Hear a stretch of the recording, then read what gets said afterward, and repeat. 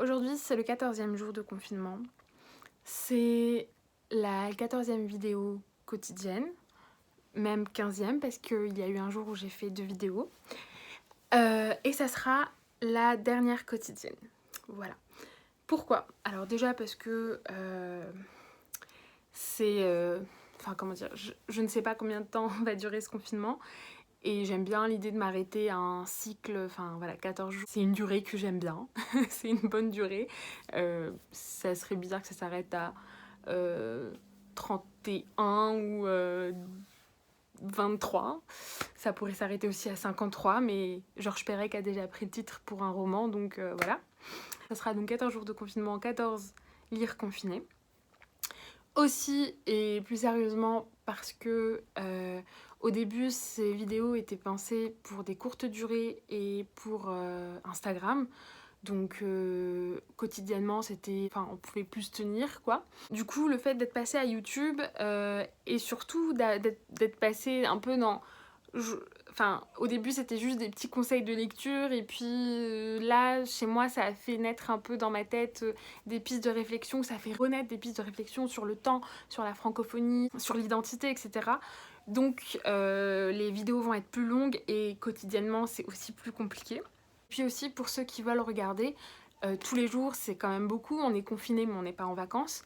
Pour ceux qui veulent suivre, c'est peut-être plus agréable que ce soit tous les 3-4 jours. Donc la prochaine vidéo sera dans une semaine, et à partir de là, je ferai une vidéo tous les 3-4 jours. Voilà, on passera à un rythme bi-hebdomadaire.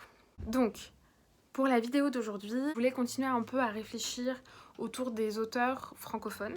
Non pas pour la langue cette fois-ci, mais plus pour l'identité. Qui dit francophonie dit mouvement. Mouvement de population, mouvement migratoire. Généralement, les auteurs francophones sont des auteurs qui sont nés dans des pays qui ont été colonisés par la France.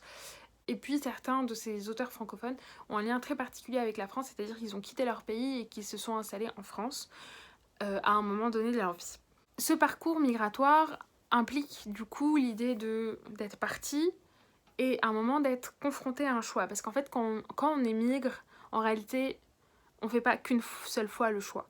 C'est-à-dire que à un moment donné de notre parcours, on va tous se demander, est-ce que je dois partir ou rester? C'est-à-dire, est-ce que dans ce nouveau pays où je suis arrivée, est-ce que je reste ou est-ce que je pars? Cette question d'ailleurs, elle m'avait été posée par Arnouz Bollière à l'occasion d'un ouvrage auquel j'ai contribué sous sa direction et avec 6 autres contributeurs pour réfléchir à la question migratoire qui est donc, une fois qu'on est parti, une fois qu'on a quitté notre terre d'origine, qu'est-ce qu'on fait? Est-ce qu'on reste dans la nouvelle terre ou est-ce qu'on repart?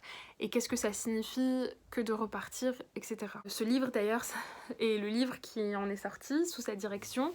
Et d'ailleurs je le remercie pour ce projet, s'appelle L'immigration en partage. Et je vais mettre le lien où on peut se le procurer dans la description. Donc, partir ou rester? Il y a 2 autrices que je voudrais confronter aujourd'hui pour donner des éléments de réflexion pour répondre à cette question. Parce que je trouve qu'elles ont donné toutes les deux dans leur livre des réponses antagonistes. Je vais commencer par Malika Mokedem. Malika Mokedem est une autrice algérienne, née en Algérie, elle est aussi médecin et elle est installée en France. Mokedem écrit en 1993 L'Interdite. L'Interdite, c'est l'histoire d'une femme qui s'appelle Sultana, et qui a quitté, du coup qui a grandi en Algérie, puis qui allait faire sa médecine en France. Et puis un jour elle revient dans son pays, dans son village d'origine.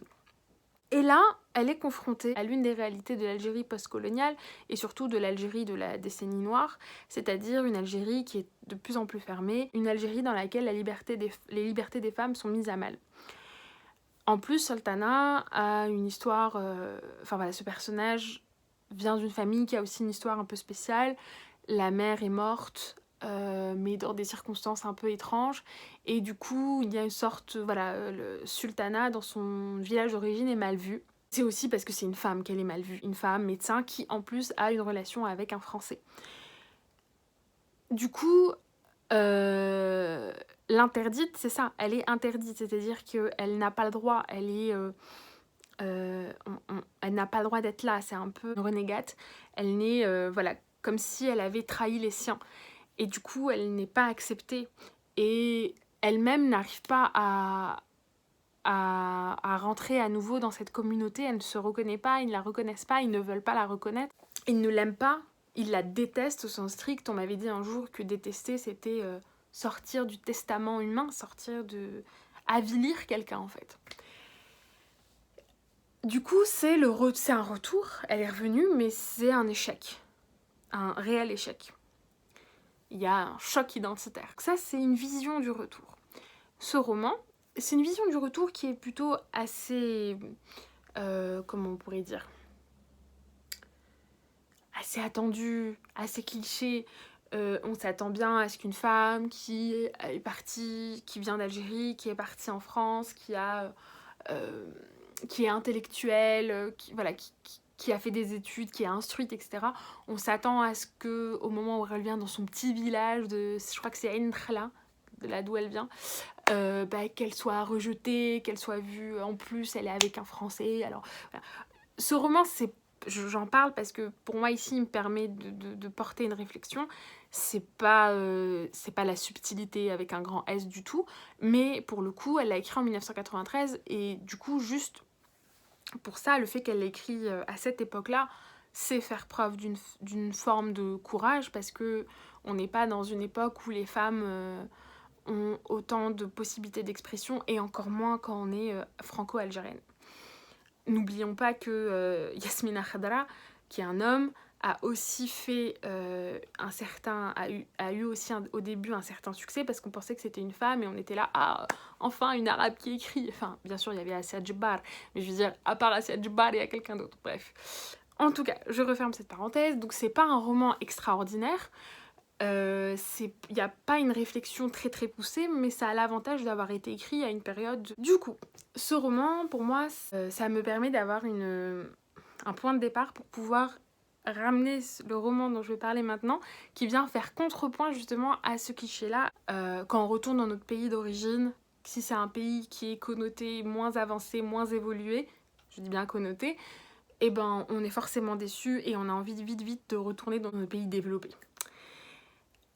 Ce roman qui vient faire contrepoint, c'est Riwan, ou Le chemin de sable de Ken Bougoul, qui a été écrit d'ailleurs aussi dans les années 90, mais en 99.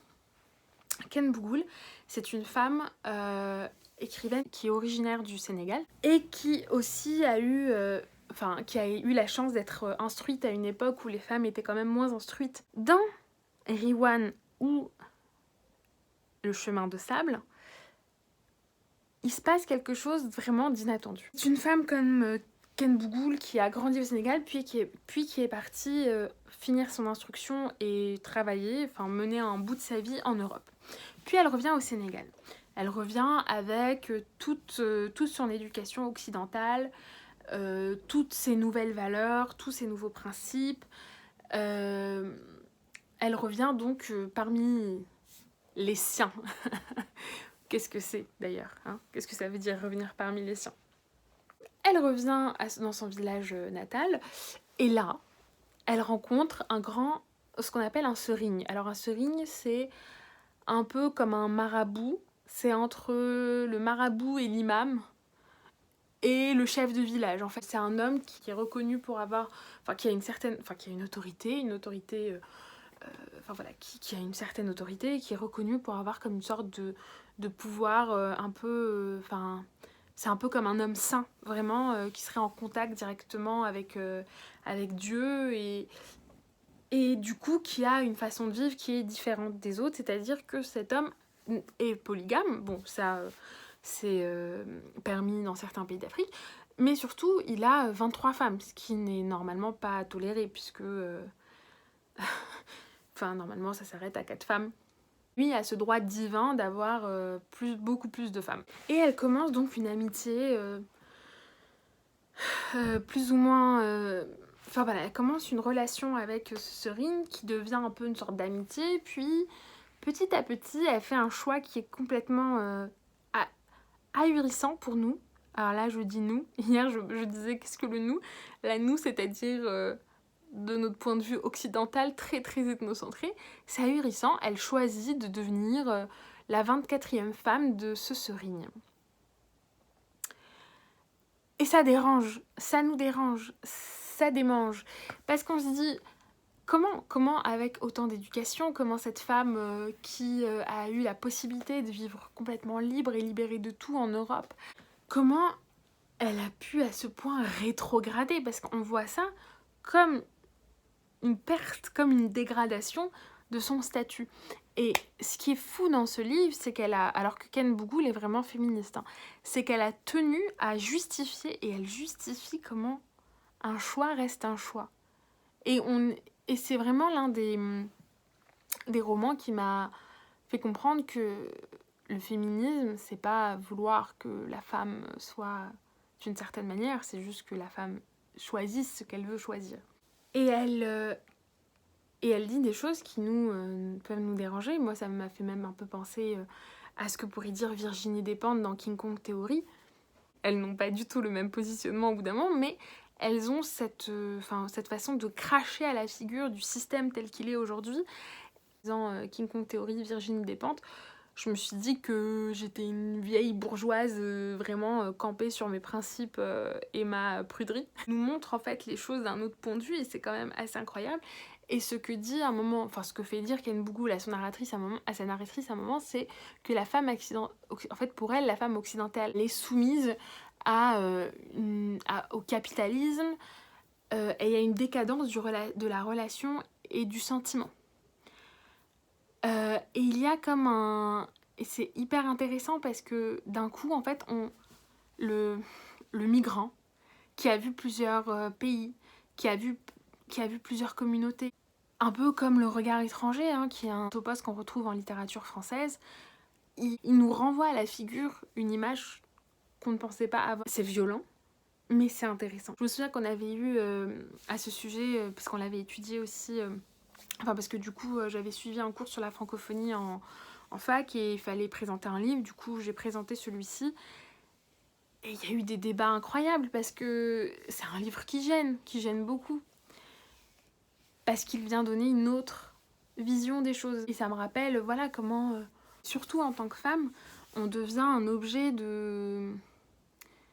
En tant que femme qui migre d'un pays d'un pays non occidental vers un pays occidental, la femme devient tout de suite un objet de symbole, un objet de fantasme. On se retrouve avec des étiquettes qui sont fausses, qu'on n'a pas forcément envie de porter.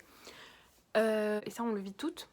Donc en fait, on se retrouve toujours en porte-à-faux de quelque chose. On s'attend à une certaine image de nous. Enfin, que ce soit dans notre terre d'accueil ou notre terre d'origine, on s'attend à quelque chose. On attend quelque chose de nous. Voilà, on est jugé par rapport à ce qu'on a apporté d'ailleurs. Comme s'il y avait un peu en nous quelque chose d'étranger.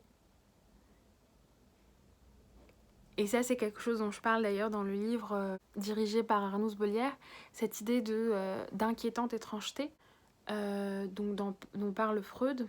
Il y a d'un coup quelque chose d'inquiétant, chose qui fait que vous êtes pas identique, quelque chose qui fait que vous êtes différent. Et ce que j'aime en fait dans ce livre, dans Riwan, c'est une lecture qui était très belle, très envoûtante. Et en plus, elle laisse une trace quand même assez spéciale. Et ça amène à réfléchir vraiment autrement. Et le féminisme, et l'immigration, et l'identité. Donc voilà, c'était Ken Bougoul et Malika Mokedem. Et merci.